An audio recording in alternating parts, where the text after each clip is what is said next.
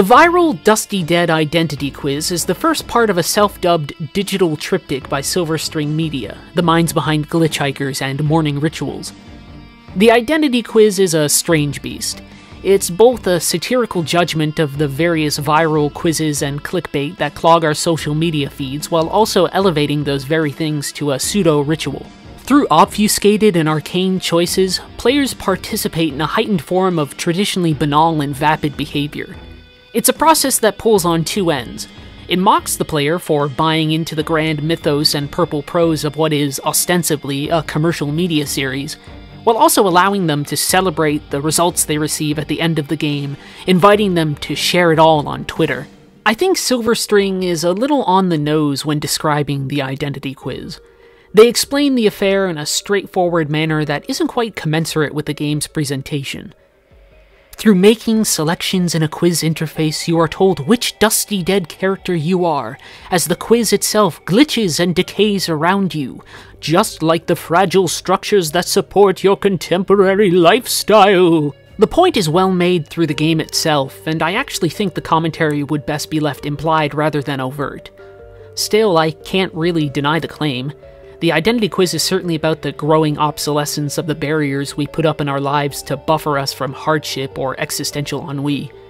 Participation in mimetic content allows individuals to feel like they're part of something, even if they're really sitting slack-jawed in front of a computer screen to find out which Disney princess they are or which 90s celebrity would be their BFF based off their star sign.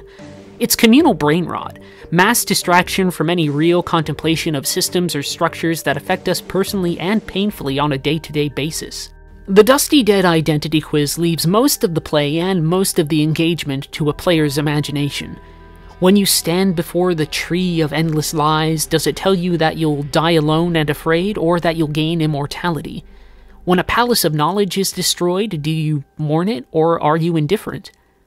Even through the vaunted language and esoterica, there's just enough to evoke a degree of roleplay that actually reveals something about yourself. Real-world viral quizzes are often skewed by individuals aiming for certain results, but here your lack of knowledge about the Dusty Dead strips your answers of any biases. The notion of breaking down is reflected by the encroaching data rot that begins to eat up the screen. With each question and each admission, the test buckles and threatens to crumble away entirely. All is death and decay. Everything threatens to die and dissolve into dust. If it sounds like I'm taking things too seriously, that's the point. The Dusty Dead identity quiz is chiefly about how seriously we take our media.